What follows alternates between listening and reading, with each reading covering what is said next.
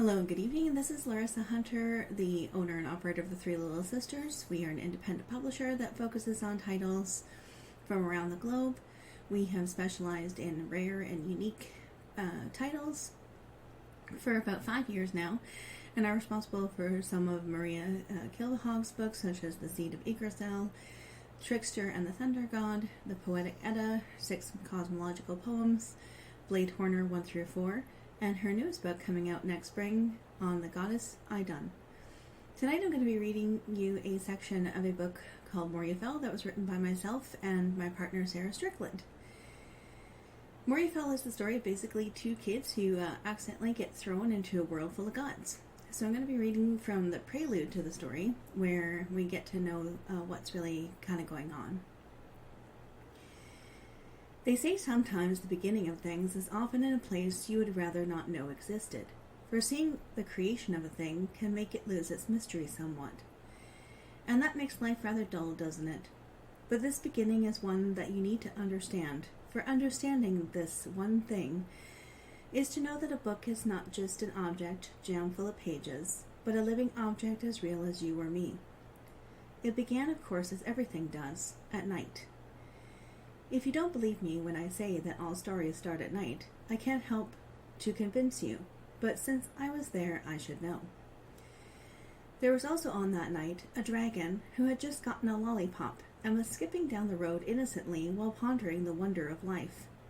The beauty of this moment was juxtaposed with the oddness of the road on which the dragon found herself. Although this does not seem to relate to the story, it's something that proves that what is seemingly random may not be. Frankly, because I am the storyteller here, I have no problem telling you exactly what I want.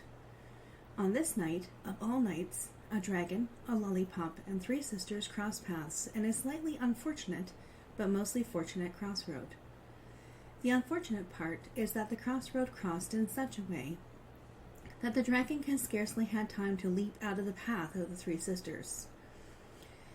She remembered what her mother had told her. Whenever you see 3 women at a crossroads, leap away, for they could be the sisters of fate, so best you hide your little dragon tail, or else they will make you into a stew. Not wanting to be a stew, she took refuge in a sinkhole, which was the fortunate part. Just a day before, Moriafell roadworks had cleared out some of the sewage, and so the dragon found herself safely landing on a pad full of dirt, clinging onto her lollipop and trying to quiet her breathing, so as not to be detected. "What is all the fuss about?" said Past. "It's only a little problem." "The fuss is," said Present, "that the little problem, as you put it, sister, is that the book doesn't get where it is going. They will never meet, which means they will never, you know what that means. The world will yada yada blah blah something," said Future. "Yes, we all know that, Present. But you don't think it's going to be a wee bit too far to tell it is alive? I mean, surely that is really not required. The last time we made an object feel alive, it never forgave us, and since then, honestly, it has spent a miserable life pondering its purpose. Well, you can't help some objects, can you? It's not our fault that the things in the universe don't see even though their purpose is not clear. It does not imply that they have no purpose. And frankly, being alive worked for other objects, didn't it?" Present replied. "As long as we give it the rules, sisters, it should be fine." Past finished with a big smile upon her face. The dragon thought about peeking out, but decided it was not worth it. The thought of dragon stew was terrifying.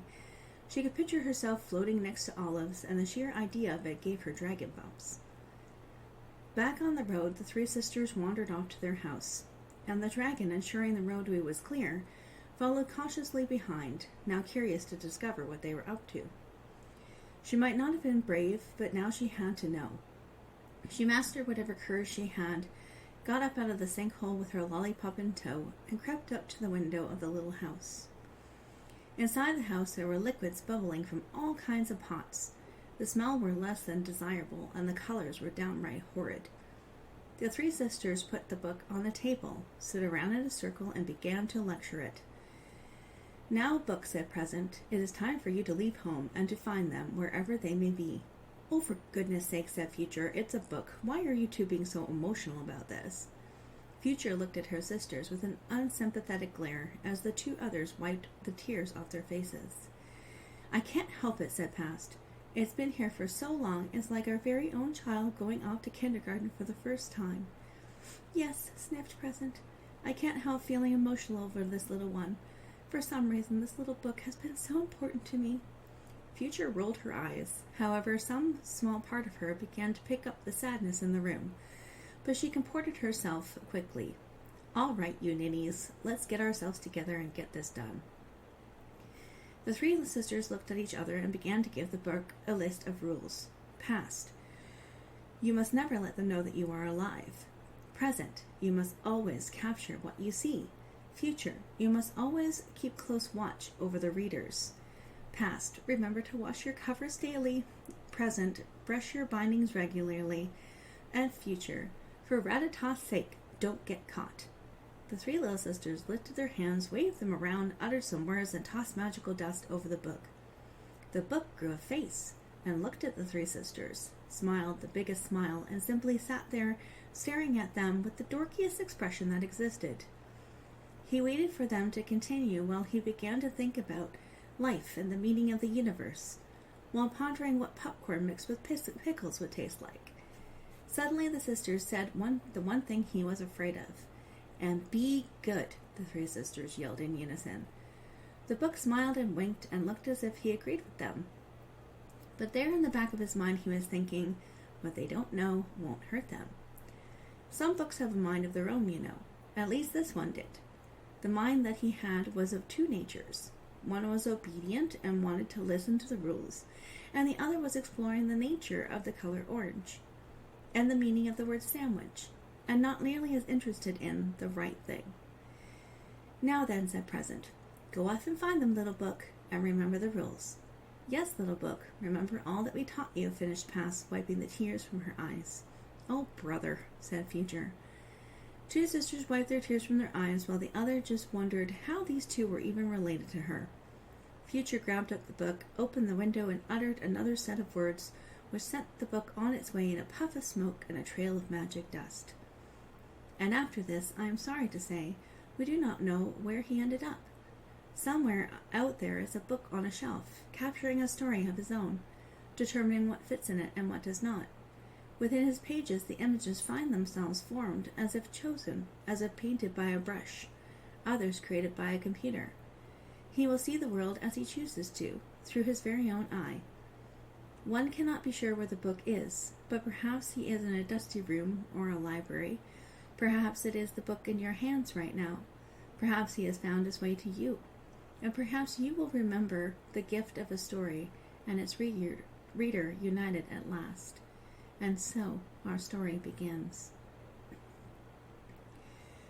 The Chapter 2, where we meet our heroes.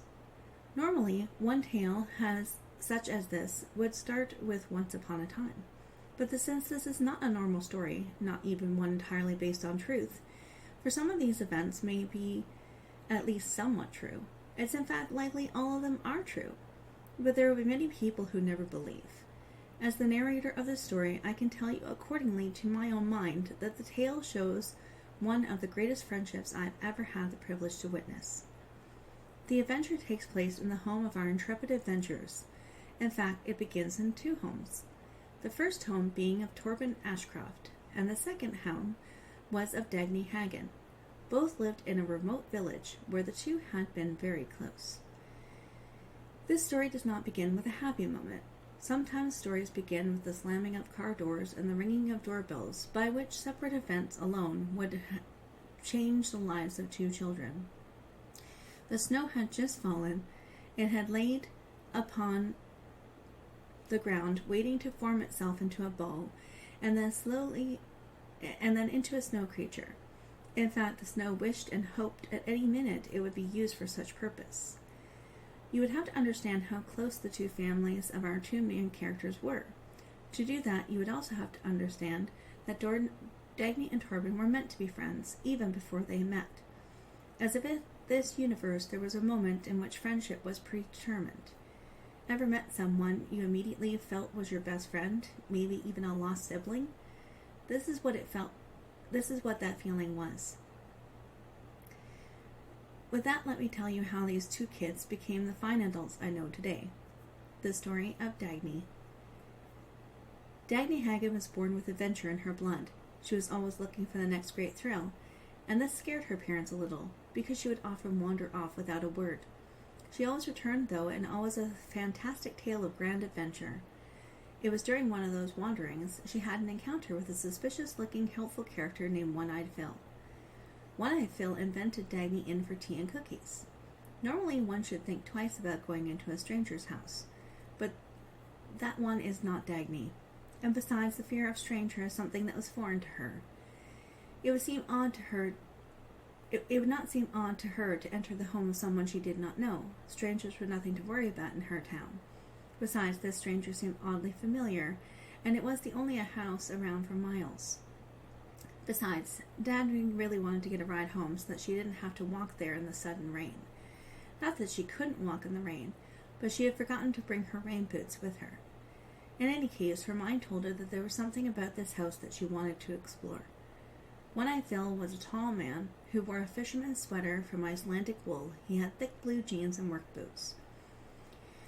"You know, young lady, one of these days that adventurous spirit of yours is going to bring nothing but," said One-Eyed Phil. "Trouble?" blurted Dagny. "No, not trouble," One-Eyed Phil replied. "I would say it will bring you nothing but a wonderful life, so you better keep that up. In fact," One-Eyed Phil said with a smile, "when I was young, my father used to say, 'Phil, my boy, there is nothing like an adventure,' and that, young lady, is exactly what my life has been." He gestured over to the wall, and there were pictures of Phil's adventures. There were shots of him on a fishing boat, shots of them on a mountain. There were some with little odd people in every place, tattooed ladies and bald-headed monks. Phil seemed to have a life full of life, and it made Dagny sigh to think to herself that this is what I want someday. "These photos are amazing, Phil. You must tell me about some of the adventures one day. I bet they would make an interesting story," Dagny said, smiling at Phil. "Oh, I bet I could do," he said. "My life has been one of good times and bad times, as most lives, I should think. But I lived every day with the penchant for adventure. One day I wondered to myself what I could learn from this world, and what I could give back to it. It was the spirit that took me to places that seem now to be so unreal. In fact, I think many are places so fantastical it would boggle your mind just to know that they are real." "Like what?" Dagny asked. "Meet some unicorns there, Phil?" she said, laughing. "Look at me with this unicorn," she said, making a Phil impression. Phil just looked at her with a deep sense of little do you know, but instead met her stare and said, "Maybe I did, and maybe I didn't. But the one thing I did find out is that there is a love for life, and it taught me to see things differently, to learn about things I did not know, to meet people I did not know, and to expand my family to include it from people in all walks of life. In fact, my father gave me something, and I think, even though he might not know it, it was intended for you, Dagny." Phil went and got a silver box from the shelf. He opened it, reached in, and out came a compass. He handed it to Dagny with a rather peculiar statement. "Remember, my young free girl," he said, "a compass may provide you a way in the dark, a way to find your path, a way to find home, but only if you have the means to use it. And now, when it might be better to not listen to the direction it claims you are traveling, my father told me to find someone who might want to live their life like me. I think that's you, Dagny. I think that's you." Dagny opened the compass, opened its cover, and saw the beautiful engraving inside, which read, "Vivo Merfurcus, live the adventure." And that is what made the spark of adventure flourish in Dagny. This one small gift had confirmed everything for her. "I can't accept this from you, Phil," she said, trying to give it to him. "It's your family's. I mean, I am no one. Pish-posh you are, Dagny, and I get to say who is my family and who is not. I will be the last of my line here. I got no family of my own, and in my world a gift is given to those who need it. I do ask one thing, though, from you, young lady." "What's that?" replied Dagny. "One day pass it on to someone with spirit just like you. Now, let's get you on home before your family worries." Phil took Dagny home, and upon delivery traded a box of cookies, 2 full cups of hot cocoa, and many hugs from parents who had thought that Phil had a certain mystique. He left Dagny's house and returned home back to his own house by the sea. Torben Ashcroft. Torben, on the other hand, was a little less adventurous and a little more practical. Torben was born sweet. Sometimes, for unknown reasons, there is a baby who is born a certain way. It may be in their DNA, encoded in a spirit in which they spend their entire lives growing. It seems that the universe knows exactly what kind of baby a family needs. There is something twinkling like a bright star shining in the night sky, and this little twinkle seems to know what baby belongs to what parent, either by birth or by adoption. We all find our little place where we can call family and call home.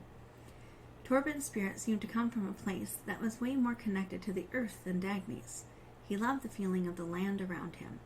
From a young age, he was fascinated by rocks, formations of land, animals, caring for nature, and work in general. Torben was inspired a lot by his mum, who was very much a farm-to-table gal, having been raised in an agricultural environment from his dad, who hobby farmed. Both were environmental lawyers, and Torben had been with them to see them in court, to see how the legal system protected the land, and as well people who were connected to it. His big moment of inspiration, and what goes farther in explaining a lot about his focus on the environment and his penchant for peace and community, was his teacher, Mr. Finch, who was a tall man with slender features. He always seemed to wear a piece of green clothing and had buttons on his lapel that had slogans such as "Trees Matter, Save the Earth," and others that indicated what mattered to him. It was not just the buttons that indicated his mentality. It was what Mr. Finch did and what he talked about in class. He spoke one day about peaceful protests and how the environment matters, and it was something about this speech that drove Torben to do more. "All right, class," Mr. Finch began. "Let's sit down and talk about the environment." Audible groans erupted in the classroom, with the exception of Torben, who had his pen and paper ready. "I know, we all think that talking about the environment is boring. It's overdone. People like to lecture others on their bad habits, but the truth is, class, if we don't take care of this planet, there is little hope it will be here to take care of us. Humans have been here for such a short time, but whether you believe that we evolved or were created by something, the planet requires care. Why? Because we rely on it to grow our food, to feed our animals, to provide us with shade, water, safe sun, and visible sky. In my life, I have seen our world face critical rates of pollution, and yet we have fought against it." Mr. Finch closed all the blinds. He set up a projector and turned it on before continuing. "What you'll see here is some photos of people peacefully protesting. And this shows that people have the power to change things. People and the environment are so bonded, and we use peaceful protest to show our love for the planet we live on. By using peaceful protest, you show that you respect your fellow citizens and respect the world around you. So remember that the earth is our home, and we need to do our part by picking up trash, by doing small things like riding bicycles or walking, and big things like helping organize, speaking out and up on environmental issues, because it's everyone's planet." The blinds went up, and the class set about making a big project for the year, creating your own recycled craft. Torben was a flurry of ideas. He began to sketch out what he could do to recycle, and for some reason the idea came to him of repurposing a kettle. He would turn it into a fairy house, just like Mom and Dad used to do. When he was young, his parents were always reusing things, and they repurposed all of it. They used egg cartons to pot seedlings, they rinsed out bottles, and used them again and again, reducing the need for new ones. But his favorite was when parents would get together and create some DIY projects to do themselves. They made old CD wind chimes, used bottles for birdhouse, and every year they made a fairy one. So he thought he could do something that was connected to him and to his family. At the end of the day, he took up a sketch to the teacher to show him what he wanted to do. He had written out all the steps and found a picture he would base it on. His sketch showed little doors and windows all made out of polymer clay. He brought it out to Mr. Finch, and that was when the most pivotal moment occurred. "Finished, Mr. Finch?" Torben smiled, slapping his sketches and documents on the notes in front of him. "Wow, Torben," Mr. Finch replied. "These are some of the best sketches I have seen. I love to see how much you use the pot and create a completely new item out of it. Come see me after class. I have something I would like to give you." The class went on, and before the students knew what was happening, the bell rang, and Mr. Torvin stopped at Mr. Finch's desk to see what this gift would be. "When I was young, my teacher, who must have seen my future for me, one that I see in you, gave me this pin, and I have been waiting a long time to find a student that I would pass it on to." He handed the pin to Torvin, who took it gently, turning it around in his fingers a few times, before carefully turning it to read its face. Peace, planet, protect. The image on the center of the pin was really interesting. It was a golden boar. "The boar," Mr. Finch said, "is a representation of the facts that all things can be renewed." "Thanks, Mr. Finch," replied Torvin. "I won't ever lose it." And to this day, a pin sits on Torvin's backpack, a reminder to keep the peace, protect what's ours, and live on this planet with purpose.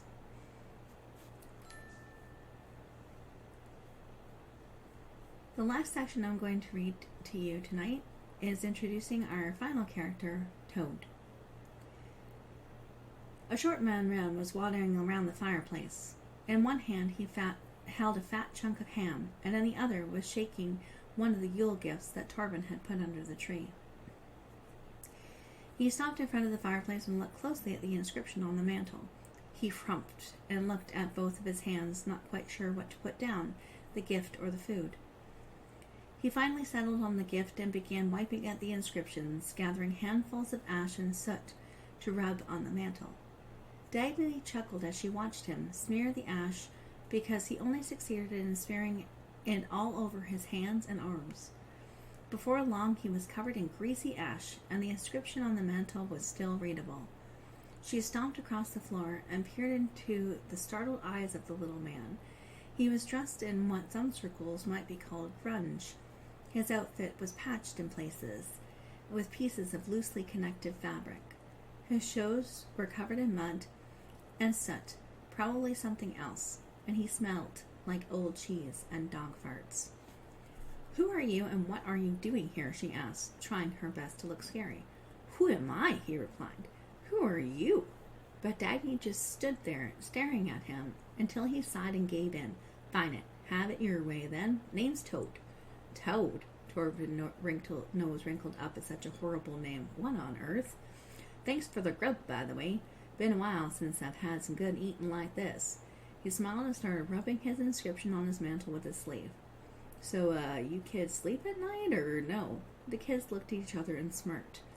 Torvin giggled. "Unless you're some weirdo is messing around with their house late at night, sure."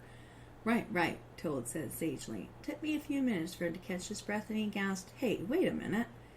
Dagny sensed that this Toad fellow may not exactly be the brightest thing in the world, but not meaning to seem rude to the little man, she offered him the only thing that she could think of. "Cookie?" offered Dagny, handing Toad a cookie from Santa's plate.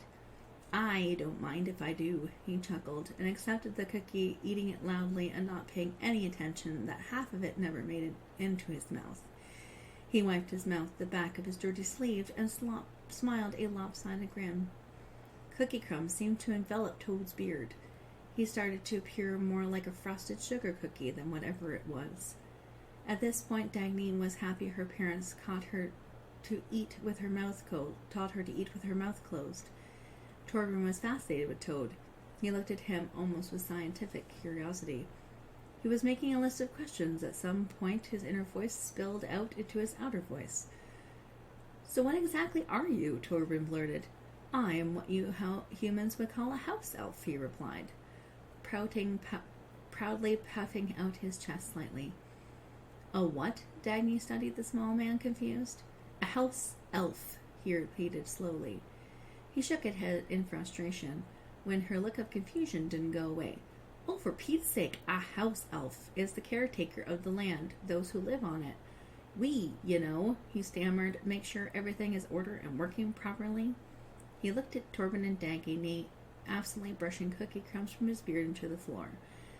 "My last house got lost, so here I am." Toad almost looked like he was going to sink into sadness, or cry, or maybe vomit up the half-chewed cookie still rolling around in his mouth. Well, what in the world are you doing in our home? Torben interrupted. Well, you don't have to get all pushy on dear Toad, he said. I'll tell you if you get something for me. Already did, Dagny beamed, so spill it. You got your cookie, now spill it. What are you doing here? Toad pulled out the corner of something and wiped his face, blowing his nose for added effect, and looked at the two children with an expression somewhere between lost puppy and sad chicken. Well, you see here, he began, this house used to be a very special place for us house elves. This house is built on a line of land that is very special. This house was built a long time ago, when the world was very different. A world when they believed in us elves, believed in us so much they would make us elves little homes to live in. They would put out plates with honey and bread. Aye, it was a different and wonderful time for us. But then it happened. You humans stopped believing in us, and that is when we moved away to a different place. What does that have to do with us? Torben pushed. Well, Toad contemplated his next words carefully. It's not really to do with you, but more to do with the house that picked you. Sometimes it's like that, you know. It's not up to you but sometimes up to a house or a tree or a squirrel to determine your fate. A squirrel, snorted Dagny. You don't know how resourceful that squirrel is, Toad chided back. This one time that squirrel saved the world, I will have you know, and he has never let anyone forget it. But as I was saying, before you being interrupted, sometimes it's not the people who pick their fate, but the people who have their fate picked for them. And I'm afraid you two are the people in this case. Dagny and Torben just stared at Toad with a look of puzzlement and bewilderment. But not to worry, you two, Toad smiled. You have been assigned some help. Toad reached into his pocket and pulled out a piece of paper. He uncrumpled it, flattened it, coughed a few times, mumbled a lot of let me see here, yes, and that too, before he continued on. I hereby inform you that Toad, that's me, is assigned to the home of Hagnon and Ashcroft, that's you, to be their guide through the epic world of Moryafat. So is declared by the High Elf Agency of Assignment and Management on this 11th day of August in the Elvish year of 4578, herein and so forth, etc., and thereby the powers by granted by the High Elf conferred upon me, Mr. Toad Esquire, so forth and so on. We confer that he was in his full rights to use magic as approved by the agency of appropriate use, and therefore so on and so on. I, Toad, will be officially designated as the house elf for Hagnon and Ashcroft until such time as so on and so forth, blah, blah, blah. So you see here, I'm here to say, it is all official, signed right there in black and white, Toad finished, by handing Dagny a piece of paper that was smeared with jam. It was impossible to tell that this document was even legitimate, based on the fact that it looked like it was written in purple crayon. But there he was, proud as a peach, staring right at Dagny and smiling. So you see here, girlie, that I be the official house elf. So I beg your pardon and say thank you for asking and good night. Toad dropped the document like a smug victor who had just won the ultimate battle of wits. Except he was not, because the part that Toad left out are the parts that would likely should have been left in, especially clause number 5. But as with many things, Toad was not one to read the fine print. Hang on just a second, Mr. Dagny exclaimed. That doesn't make any sense. Not my fault you don't understand the fine print. There you have it, all legal and everything, and the seal of approval and all, from the High Council of Elves, Toad replied, shoving the dirty, dingy papers in Dagny's face once again. And again the purple crayon did not appear any less ridiculous than the first time she stared at it. In fact, the more she looked at it, the more she was convinced this elf could not be trusted. It was in that moment that these two silently declared their general taste for each other. Ever meet someone that you just know in that moment will be your arch nemesis? There is a moment that you realize that there's just something about this person that you will never understand and never grasp, and this person will likely be one of many who is trying to avoid, ignore, and erase from memory, and yet they keep turning up like a bad penny. They are just always there, always watching, as if waiting to remind you how much you dislike them. And yes, Kevin, I am talking about you. But I digress. This book is not about me or my issues with Kevin. Sometimes, but I understand that how easy it is for us small wedges to form that sometimes grow into even bigger wedges, and then eventually form super stinky wedges that once formed only leave us with wanting not to be anywhere near the person who smells like stinky wedge cheese. If you put Dagny and Torben in cheese form, you would probably at this point be growing a slightly stinky blue cheese, if not corrected. Could in fact turn into a fetid one. It was true that if these two were ever put together to teach each other something of value. However, when the universe does this, the cruel irony of the situation is not and should not be lost on us. It is often those that we find the most irritating that in fact were right all along. And at some point we lament, oh, if only I had listened. And this was the case of Dagny and Toad. The two seemed almost polar opposite in the world, the most unlikely of friends. And yet there was something about this pairing that the world would see eventually lead to both walking away with a different perspective. Torben was mostly trying to piece together. He had so many questions, and not one of them was answered, which was the primary question of why. I mean, he heard him, but it was not sinking in, not in the least. And that is the end of the introduction of Morifel. I hope all of you have a wonderful holiday season. If you want to grab a copy of Morifel, it's available on our website at https://the3littlesisters.com. You can also grab our other children's book called Twilight Tales, which has a collection of different kinds of stories for kids. One about Sasha the bunny rabbit who learns about telling the truth, and featuring the goddess Frey. We also have The Most Awesomest Fairy, featuring the goddess Freyr. So there's lots of books there that are heathen and pagan content for those parents who are interested in that. Hope you all have a wonderful holiday season, and thank you very much for your support.